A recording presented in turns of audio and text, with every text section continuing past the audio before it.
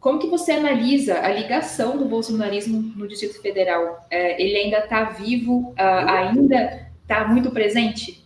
Sem dúvida nenhuma, assim. Isso, inclusive, tem sido um grande desafio para o campo aqui da esquerda do Distrito Federal, porque apesar do presidente Lula ter conseguido dobrar os votos na eleição aqui, né, no segundo turno, o bolsonarismo ganhou aqui, né, e fez uma senadora que era de fora daqui, não era daqui, teve uma bancada muito grande na Câmara Federal, dos 8 deputados federais que nós podemos colocar, e também da bancada distrital. Então, é um discurso forte. Agora, é um discurso que nós estamos fazendo uma leitura, por quê? Porque nós estamos falando de um momento de uma direita, de um momento. Porque conservadorismo ele é muito amplo, porque meu pai é conservador, mas não é de direita. Ele é um conservador, mas não é o cara desse espectro que essa extrema-direita trouxe para si como conservadorismo, do costume ali, sabe? Aquela coisa que é sem. E eu acho que essa é a coisa que eu estou enxergando em Brasília da direita. Nós perdemos uma direita formuladora, nós perdemos uma direita crítica. Eu não estou aqui para defender a direita, não. Quero que cada um siga o seu caminho. O problema é que, como a gente perdeu uma direita formuladora, nós da esquerda agora temos um trabalho pior, que a gente não defende mais um conceito e uma ideia, a gente defende uma imaginação da cabeça de alguém. A gente defende uma pauta que não tem sustentação em canto nenhum de dado, de número, de precisão, sabe? É um discurso de ódio, é um discurso que ataca pessoas, que atacam segmentos e que não tem sentido em nenhuma literatura acadêmica, não tem sentido em nenhuma literatura científica, que não tem nenhuma, nem empírica, sabe? Não tem nem... É apenas uma verbalogia e é muito difícil debater com imaginação, porque eu não sei o que o cara vai inventar amanhã.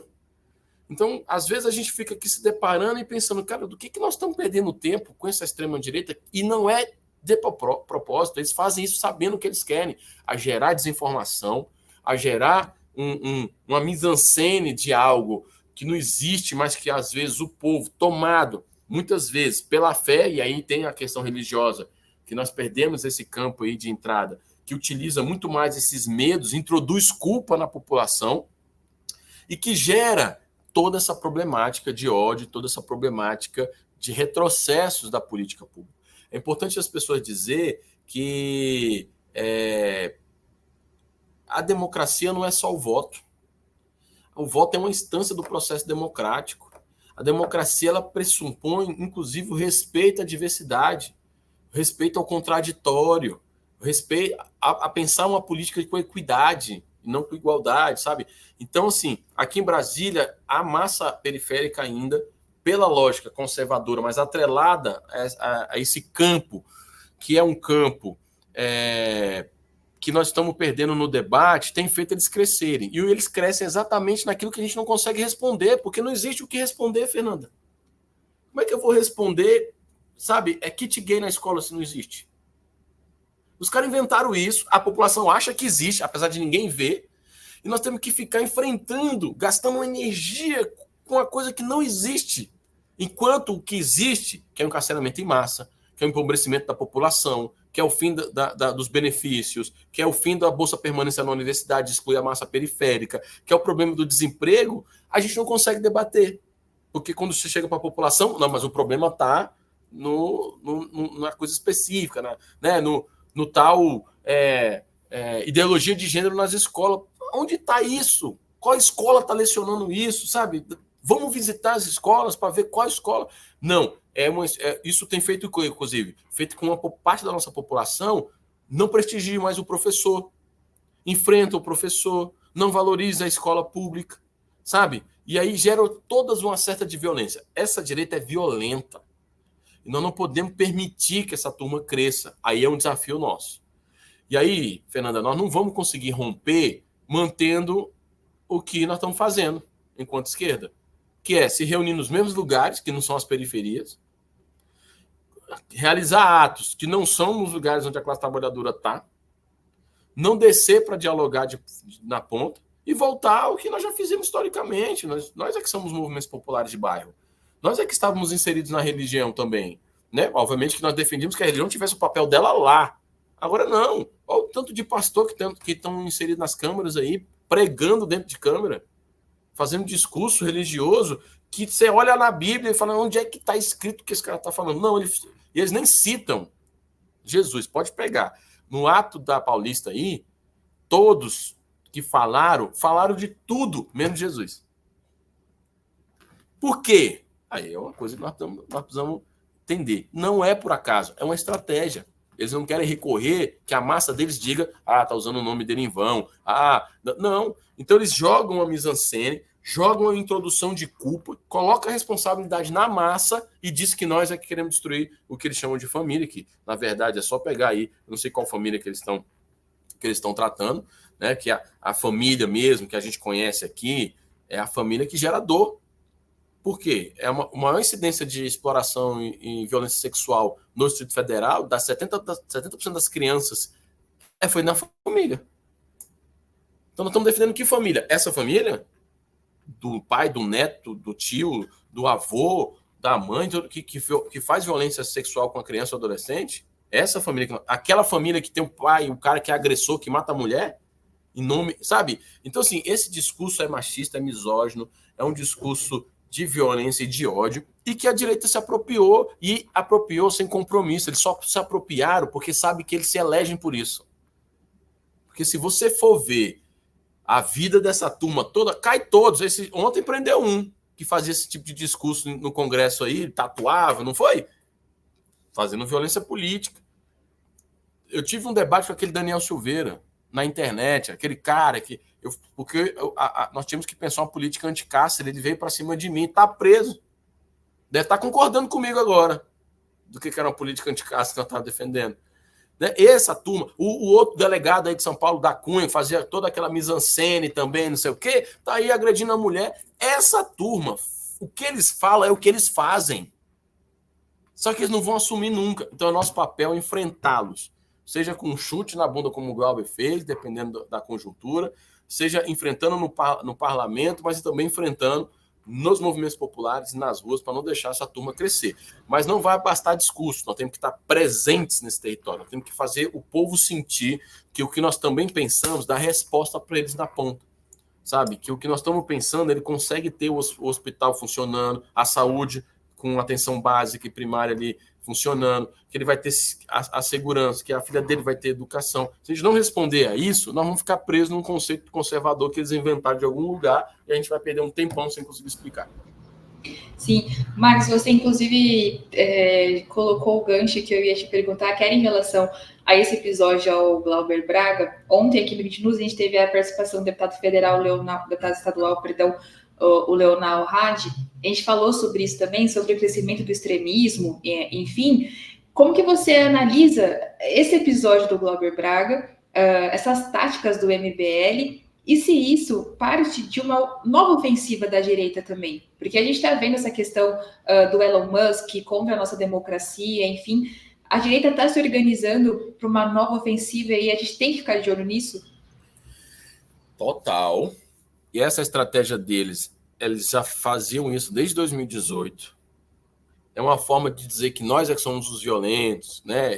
Porque é importante dizer, o que aconteceu com o Glauber não foi aquilo. E toda a solidariedade do nosso camarada Glauber, do nosso partido, pessoal. O Glauber mostrou na rede social dele, inclusive, quantas vezes aquele cara foi hostil e que o Glauber, seja na rua, tratou aquele cara com contrário, mas com respeito, dizendo, irmão, aqui não é espaço, cria o seu espaço. Deu espaço para ele falar, criticando nas ruas, é só pegar o vídeo da rede social, você vai ver o Glauber. Chega uma hora que eles conseguem o que eles querem, que é nos tirar do sério mesmo. E nós não podemos permitir mesmo não, Fernanda. Por quê? Essa turma não tem compromisso com absolutamente nada.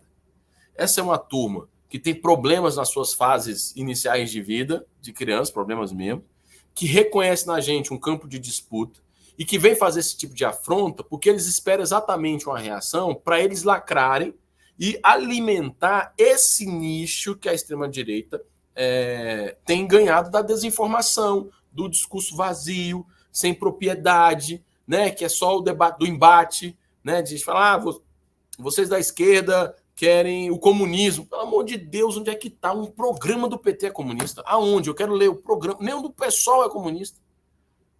Sabe? Onde está? Onde está isso enquanto prática? Antes fosse, porque o pior do comunismo é melhor do que nós estamos vivendo. É o melhor do que nós estamos vivendo. Aí, essa turma, que aí você pega o Elon Musk, por exemplo, que fica vendendo pauta liberal, eu cansei de ver tanto deputados aqui dessa casa onde eu tô, quanto federal, defendendo um cara a custo de quê? O que vocês vão defender um bilionário, porque nem deveria existir bilionário, a custo de quê? Sério. O cara só virou bilionário porque a NASA entrou numa jogada. Agora a NASA é uma empresa privada? Eu perguntei isso para os liberais. Me explica uma coisa. A NASA é uma empresa privada que se ajudou. Todas essas turmas vivem do poder público. Vivem do Estado. Eles querem um Estado mínimo para nós que já é. Eles querem um Estado forte para eles, bancando eles. O agronegócio, que só vive o agronegócio porque tem os planos safra, bilhões de reais injetados, e a gente é que sustenta o agro fala que sustenta nós, que é uma mentira. Se sustentar sozinho, virava sozinho, nem paga às vezes a conta, mas nós entendemos a importância da balança comercial e de ter um agrícola. Mas a gente defende a agricultura familiar. Aí eles são contra o MST, eles são contra, sabe? Eles sequer, Fernanda, sabem do que estão falando. Só que essa turma conseguiu uma entrada midiática e fazer esse tipo de ação que tensiona as relações. Porque, do ponto de vista prático, quem está assistindo essa turma está ferrado mesmo, está desempregado, tem pouco, está esfolado, sabe, ou não tem direito mais trabalhista, não consegue se enxergar numa visão de direito trabalhista, acha que vai conseguir enriquecer na uberização ou na relação dos aplicativos, ou criando a sua própria startup e ali vai conseguir virar o próximo Elon Musk da vida. É assim que eles pensam, mas na vida prática não vai funcionar se você não tiver um Estado até para sua startup funcionar. Não vai ter não vai funcionar se o Estado não conseguir entrar e fazer uma relação com a classe trabalhadora de que não dá para precarizar mais na ponta, sabe? Então, assim, eles ganham esse tipo de narrativa porque também damos espaços para eles entrarem. Assim, aqui tem um em Brasília que faz isso, nunca me trombou. Estou esperando, já me vi 2 vezes, ele vinha na minha direção quando via que eu vinha na direção que a gente estava, quando via que era nós, ficava meio assim. Não é porque nós vamos bater nele, né? Não somos violentos. Violência é deles. É porque nós temos um monte de pergunta para eles também. E nós sabemos a vida desses caras, sabe? Sabemos o que eles fazem. Quando esses caras entram na universidade e questionam a universidade, ele não está na universidade. O problema dele é rancor. Sabe? Acho que é assim, eu não consigo passar nesse lugar, vou criticar essa turma que... Esses dias teve um cara do Exército falando numa comissão do lado do atual ministro, falando assim, o Exército mantém os quartéis limpos, mantém os quartéis arrumados, vai na universidade para ver. Eu quero saber o que o Exército Brasileiro contribuiu agora para o Brasil. Porque a Universidade de Brasília, por exemplo, é uma das primeiras em ciência e pesquisa.